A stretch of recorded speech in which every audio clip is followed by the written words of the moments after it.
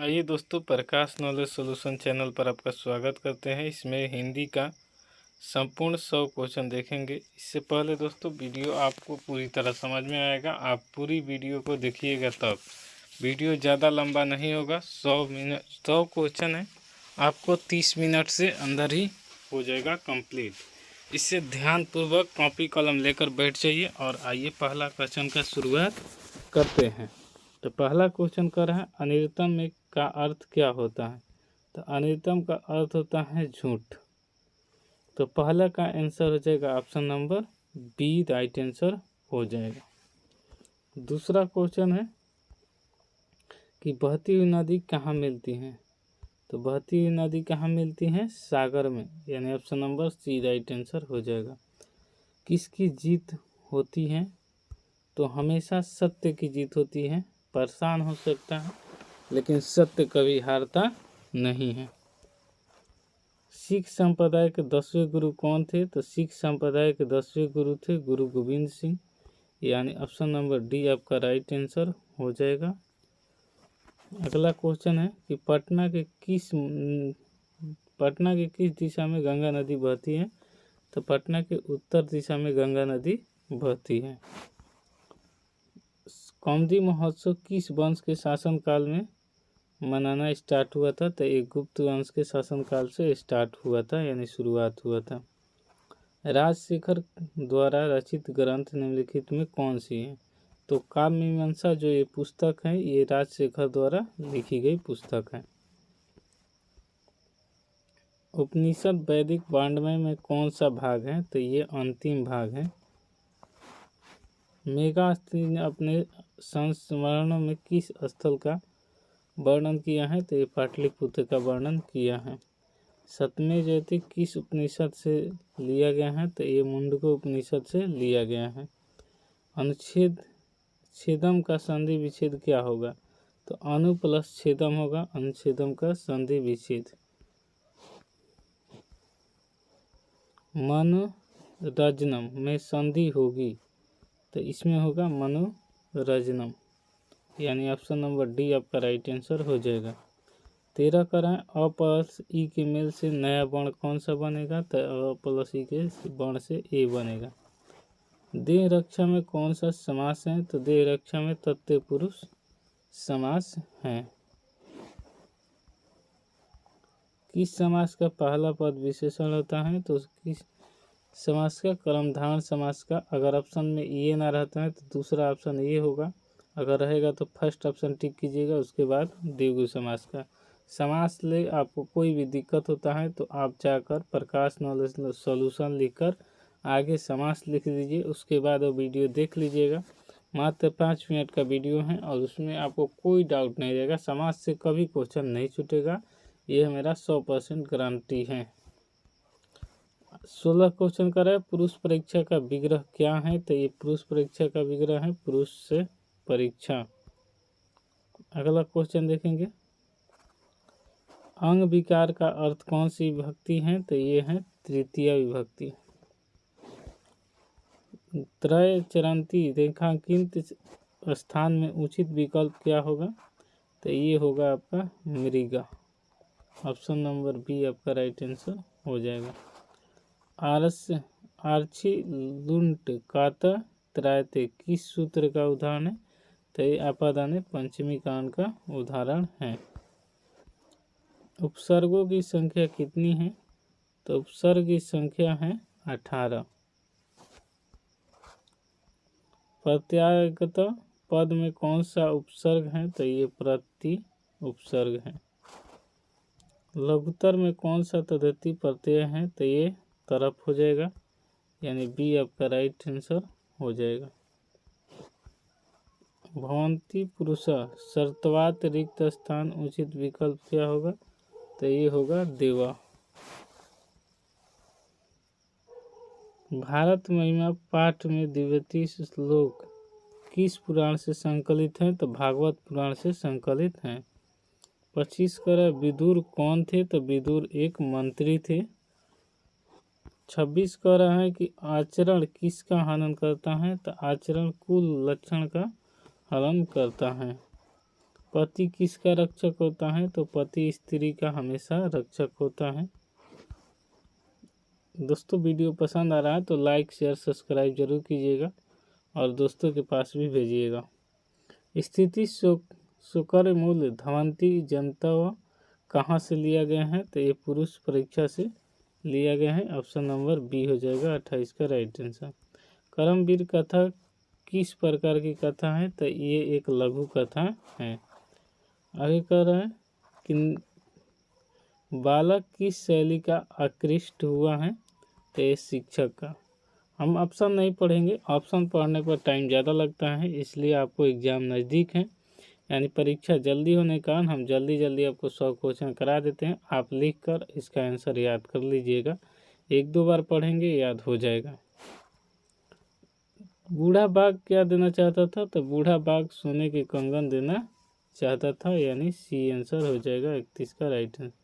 पार्थिव कहाँ फंस गया था? तो पार्थिव फंस गया था कीचड़ में।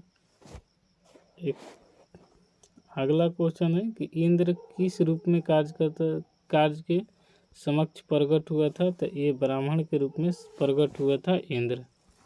अगला क्वेश्चन है 34, समय बीतने पर क्या नाश हो जाता है? समय बीतने पर शिक्षा नाश हो जाता है। दानवीर कौन था? तो दानवीर कौन था? ये कर्ण था जो दानवीर था। कर्ण किस देश के राजा था? कर्ण अंग देश के राजा था। हस्तिनापुर भारत उसी का ऑप्शन है। भत्त व्ययम में कौन सा प्रत्यय है? तो ये हो जाएगा तव्यत। कतवतु प्रत्यय बना पद निम्न में कौन सा होगा? तो ये गतवान होगा।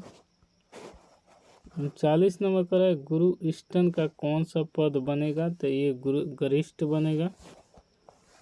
40 नंबर कर रहा है कि सीमन प्लस डाप में निर्मित पद होगा, तो इसमें हो जाएगा आपका सीमा, यानी option number C right answer हो जाएगा। नमता में कौन सा लकार है? तो नमता में लोट लकार है। स्यात का मूल धातु क्या है? तो स्यात के मूल धातु हैं अस। विद्वत्सु किस शब्द का रूप है? तो ये विद्वेष का रूप है। गंडका शब्द का सप्तमी विभक्ति एक वचन का रूप क्या है? तो ये हो जाएगा गंड ग्यामा, यानी option number B right answer हो जाएगा। दरिद्र शब्द का सप्तमी विभक्ति बहुवचन में क्या रूप होगा? दात्रीसु। रत्नाकार का संधि विच्छेद क्या होगा? तो रतन प्लस आकारा होगा संधि विच्छेद। ने प्लस अति का संधि विच्छेद क्या होगा? तो ये नयति होगा। 48 ह का उच्चारण स्थान क्या है? तो ह का उच्चारण स्थान है कंठ। परामर्श में कौन सा उपसर्ग है? तो परामर्श में परा उपसर्ग है। सु उपसर्ग में कौन सा शब्द बनेगा? तो ये बनेगा स्वागतम। क्रिया विशेषण कौन सी विभक्ति है? तो क्रिया विशेषण द्वितीय विभक्ति है। पुराणों की संख्या कितनी है? तो पुराणों की संख्या 18 है, वेद की संख्या 4 है, वेदांग की संख्या 6 है, उपनिषद की संख्या 108 है। पक्षी का पर्यायवाची क्या होता है? तो पक्षी का पर्यायवाची द्विज होता है। चारों आलसियों को कैसे बाहर किया गया? तो चारों आलसियों को केस पकड़कर, केस मतलब होता है बाल पकड़कर चारों आलसियों को बाहर किया गया। व्याकरण चार्ज के लेखक कौन है? तो व्याकरण चार्ज के लेखक पाणिनि हैं। अष्टधावी इनके लेखक हैं, तो ये भी याद रखिएगा। तो इसका राइट आंसर कौन सा हो जाएगा? व्याकरण चार्ज के लेखक हैं पाणिनि।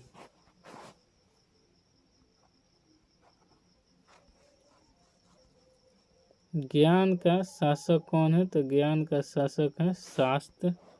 अगर शास्त्र ज्ञान नहीं रहेगा तो शास्त्र भी काम नहीं करेगा, इसलिए ज्ञान और शास्त्र दोनों होना जरूरी है। गुरु गोविंद सिंह का जन्म कहाँ हुआ था? तो गुरु गोविंद सिंह का जन्म हुआ था पटना में। कल पर्याप्त शिक्षा क्षय गच्छति रेखा केंद्र पद प्रश्न निर्माण है, तो ये है कस्य। स्वर्ग से सुंदर किस नगर को कहा गया है? तो स्वर्ग से सुंदर पाटलिपुत्र नगर को कहा गया है। संस्कृत साहित्य लेखिका गंगा देवी का कार्यकाल क्या था? तो ये 14वीं सदी था, यानी 14वीं सदी मतलब 1350 से 1450 तक था। अगला क्वेश्चन है कि दंडी से सर्व शुक्ला किसे कहा गया? तो विजय डंका को कहा गया है दंडी का सर्व शुक्ला। शिक्षा संस्कार कितने होते हैं? तो शिक्षा में 5 संस्कार होते हैं। चरित्र का निर्माण किससे होता है? तो चरित्र का निर्माण हमेशा होता है तो संस्कार से होता है। अंतिम शिक्षा संस्कार किस नाम क्या है? तो ये समावर्तन है अंतिम शिक्षा संस्कार का नाम। आर्य समाज की स्थापना किस नगर में हुई थी? तो आर्य समाज की स्थापना हुई थी मुंबई नगर में। और किसने किया था? तो ये दयानंद सरस्वती ने किया था। तो याद रखिएगा कब? तो 1857 ईस्वी में किए थे।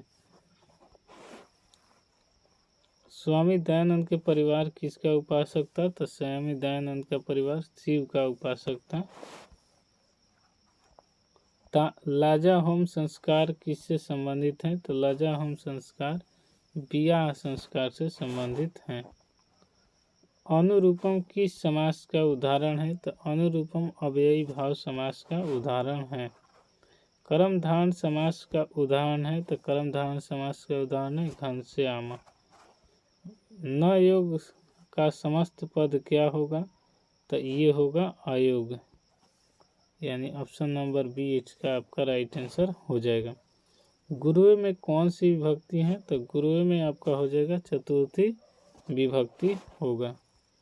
आलम के जोग से किस विभक्ति का प्रयोग किया जाता है? तो आलम के जोग से चतुर्थी विभक्ति का प्रयोग किया जाता है। तो याद रखिएगा option number right answer D हो जाएगा इसका।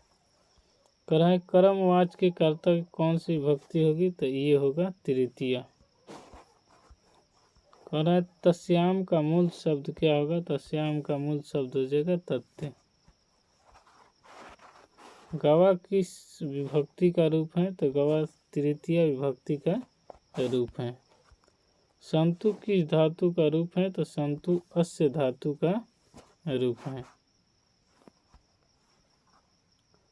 पा धातु के लट लकार प्रथम पुरुष एक वचन में क्या होगा? तो ये होगा पीवती, यानी ऑप्शन नंबर राइट आंसर कौन हो जाएगा इसका? बी। लोट लकार उत्तम पुरुष एक वचन का रूप निम्न में कौन सा होगा? तो ये होगा पठानी। खाद प्लस कोत के योग से कौन सा पद बनेगा? तो खादितवान। नायक के कौन सा प्रत्यय है? तो नायक का प्रत्यय हो जाएगा घय। सैनिक पद में कौन सा प्रत्यय होगा? तो सैनिक में एक प्रत्यय हो जाएगा।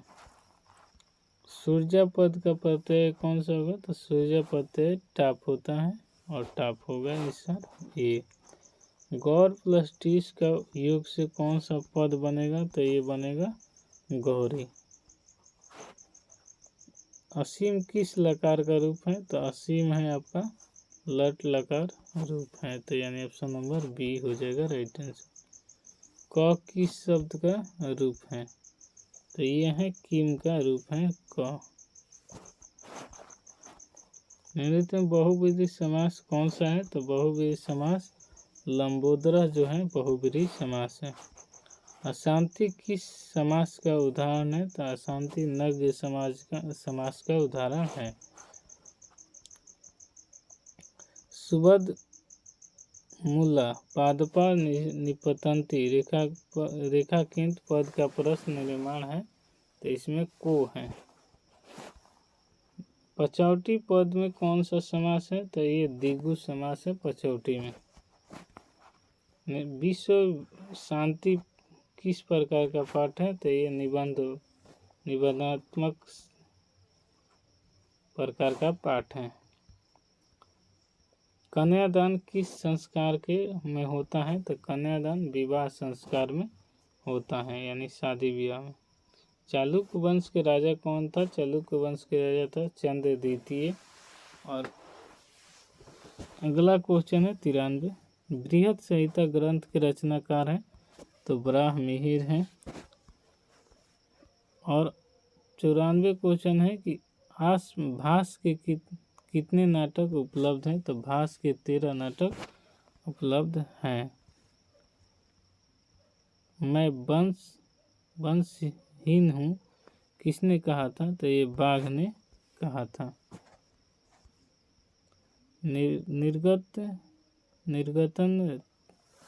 निर्गतिना च खाली स्थान वही ना श्लोक किस पाठ का उद्धरणता है? तो ये है आलस कथा के। बिना बुलाए कौन आता है? तो बिना बुलाए मूर्ख आता है। 98 का जल में कौन तैर रहा है? तो ये हो जाएगा सारस जो है जल में तैर रहा है। दोष कितने प्रकार के होते हैं? तो दोष हो जाएगा आपका 6 प्रकार के दोष होते हैं। अगला क्वेश्चन है कंठोपनिषद के किसके बारे में कहा गया है? तो कंठोपनिषद धन के बारे में कहा गया है। इस तरह दोस्तों मात्र आपको टाइम ज़्यादा ना लेते हुए 15 से 20 मिनट के अंदर ही आपका पूरा कंप्लीट कर दिया गया। अगर वीडियो पसंद आता है तो आप चैनल पर जाकर चैनल पर ऐसे जाइए और ऐसे सर्च कीजिए, जो भी टॉपिक आपको नहीं मिल रहा है अब ऐसे लिख दीजिए और उसके आगे लिखिए, और वहाँ पर जो भी मिलेगा वहाँ से आप नहीं आएगा तो फिर से हमारे प्ले लिस्ट बना हुआ है सबका, जाकर उसमें देख सकते हैं। इस तरह वीडियो पसंद आए तो लाइक शेयर सब्सक्राइब जरूर कीजिए। इसी के साथ मिलते हैं नेक्स्ट वीडियो में, तब तक के लिए जय हिंद।